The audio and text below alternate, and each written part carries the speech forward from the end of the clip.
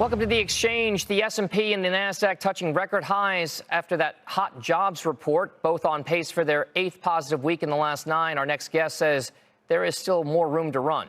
Joining me now is Tom Lee, managing partner and head of research at Fundstrat Global Advisors. He is also a CNBC contributor. Tom, it's great to have you here. Always great to get your thoughts. And you've been right, because the market just keeps hitting new highs. Today's intraday action may be a little bit disconcerting for some. Is the leadership still intact, though, for the markets overall? Dom, I think it's a good question because the market is extended and it is a mature rally. We're going to be entering our 20th week next week, but I think we should be giving the stock market the benefit of the doubt. So today, stocks are wobbling. Not a surprise that there is some profit taking. We did actually have a good jobs number, so I'm probably saying one eyebrow is raised because we're selling off on good news.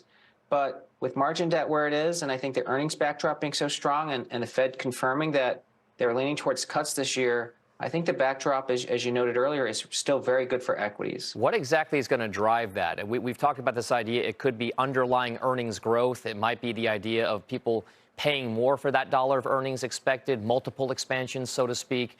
What's the big tailwind that you see coming up for the markets overall? It's really all three. I think there is upside to earnings. Earnings beat by 7% in the first quarter, so you're already one quarter in. If consensus is 245, well, that means there could be $10, $15 of upside for just this year on earnings alone. On risk premia, which is what you should put as a PE multiple, well, if the Fed starts cutting and the economy's resilient, the PE is only 15 times ex-FANG. And the third is really flows. There's still $6 trillion of cash on the sidelines. Margin debt is barely budged. It's below where it was in October 2023, which was just a few months ago. So I don't think investors are necessarily that risk on. I mean, I know the market is technically overbought, but Mark Newton, our head of technical strategy, says you don't really want to be, using an overbought as actually a sell signal, because strong markets stay strong. Tom, you mentioned the idea that leverage isn't what it used to be at points in the past. Does that take a massive market decline off the table? And if we did get a decline, how big in your mind could it be? For now, I think it does mitigate downside because when leverage is low, like margin debt at the NYSE, it means investors aren't long, yet the backdrop is improving, so that means they have to use these pullbacks as chances to get long. But at the same time, we expect an air pocket in the first half, something like 7% or more. It's just that there's so many top callers now that I think that's why there's still gas in the tank on this rally. All right, and last question. We have a few moments. The favorite part of the market for you, given the current valuation? Well, there's what I think are 5 things that are working this year. I don't really want to talk about all 5, but to me, we know that technology and FANG, including Nvidia, are working because of AI. And I think that's also pulling up, the miners and Bitcoin, because they are kind of correlated trades. The second thing that seems to be working are things that are related around Ozempic and reducing weight loss because of the productivity benefit to workers.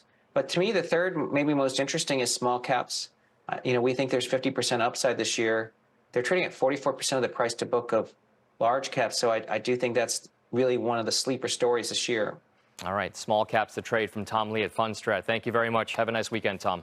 All right. This is the part of the show where I break down the stocks that were mentioned in the CNBC clip.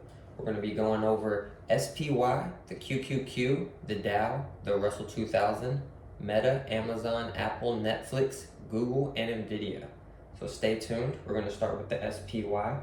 If this is your first video, we have the 200-day moving average in green, and we have the 21-day moving average in light blue. This is the SPY. We are down about 0.7% today. It is a red day. We are very extended, as you can see, this beautiful, nice run all the way up. We have had consolidations where we end up going higher multiple times on this leg. I don't think this is going to be anything different. We're still a little bit away from our 21, so we've got plenty of room to pull back and still be in this healthy uptrend. As far as the QQQ, looking the same, we have a negative 1.5% day. It's a little bit more, kind of a double top, you could argue, up here, so this looks a little more serious. We are kind of down to a support zone right here from the top of these 2 days, but we've kind of broke through it. So we'll be watching the 21-day moving average. If it breaks through that, we'll likely have a lot more pullback, maybe even towards 400. Now the Dow is looking kind of sideways, really not going up too much or down too much. It's just kind of consolidating. It's hugging that 200-day moving average, which means it's fairly valued long term. And the 21-day moving average, it is above it, but it's on its way down. It's having a about negative 0.5% today. The Russell we've talked about in a couple videos. You can see this nice, very dominant triple bottom here, starting to look very bullish here. Once you've broken out of this 1, 2, 3 high top here, now it's starting to keep going higher. It's headed back towards maybe 24.50, somewhere near the highs, guys. This does not look bearish at all, unless somehow we get a major rejection, and this is the start of it. It could be if we just keep pulling red days, and this ends up being what you could argue is a double top. It could start looking bad for small caps, but that hasn't happened yet. So right now, we're definitely still bullish. Meta, let's go over to Meta. I mean, what a chart. Look at this. This is just, it looks like something's wrong. It looks like they have to have a pullback. Honestly, guys, stocks like this, especially with AI coming out, they can keep running. It is kind of looking bearish today. It's down about 2.5%, so 2.4% on Meta, negative. That is not a good day. But you can see how bullish it's been. It's going to have at least 2 to 3 more red days before it nullifies this bullish pattern and becomes a bullish trend. Otherwise, it's going to just make a support and find ways to keep going higher, guys. People are still arguing that this stock is cheap. Now we'll go to Amazon.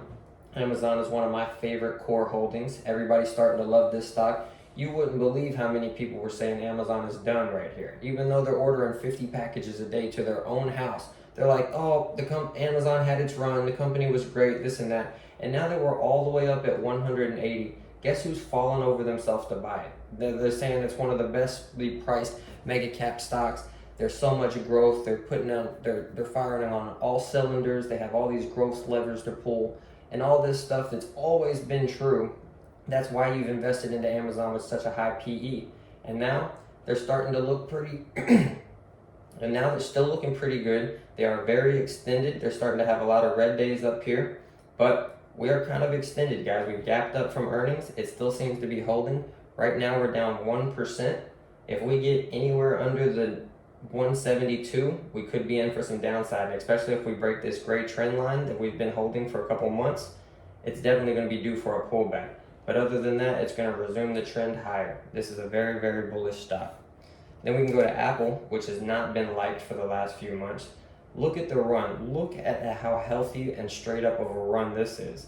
And then ever since then, it's just been kind of pulled back. Honestly, what I'm waiting for, I think this is the first leg. I think this is a long-term consolidation, and I think we're going to have exactly this same leg right out of this consolidation. So what that would look like, that'd bring us to 240. That would bring us to $240 a share on Apple. You can see, for the most part, they're double bottoming here. We've got a huge 2% day on Apple, which has obviously not been the norm for the last couple months. You can see how many red days it just cannot catch a break. Well, we finally have a real big green day right at some support level. We are under the 200-day moving average, which means it's a great deal long term. And we're under the 21, a significant amount. This is a great deal, in my opinion. I have been buying Apple on this dip. And we'll look at Netflix, since they did mention FANG. Netflix is a part of FANG. Look at this staircase pattern, guys. It's just up, consolidate, up, kind of pull back, consolidate. When it gets ahead of itself, it does pull back, guys, but you can see the overall trend is up. There are stocks like this that we've seen on the channel that go down this continuously. And people are wanting to invest in them and wanting to know about the technicals, guys. Look at this type of stock. This is what, if your net worth would look like this chart, you'd be very happy. You'd be doing very well. As far as right now, it's having about a negative 1% day. It is looking kind of top heavy, but we've seen it keep running, and the rallies can continue on a lot of these stocks. I would stay away from it at 600 though. It's looking more like a pullback. Maybe look at it around 580. So if it has a really decent sell-off, you might be able to catch it back at 500, has a pretty big support. Then we'll go to Google, and our last stock is Nvidia after this, guys. Google has been rejected major rejection at this top at the most recent all-time high.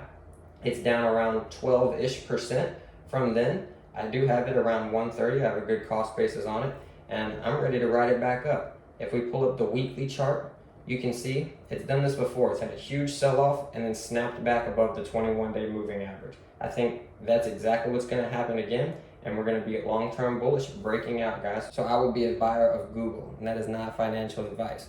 And lastly, the rocket ship Nvidia, you can see just how dominant this stock has been. It has been an absolute rocket ship, but today, rut-row, look at this day. Let's just pull up the day really quick on the 5-minute chart.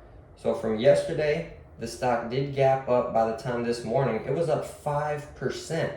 It's given all of that back and is now down 6%. What a massive, massive move, guys.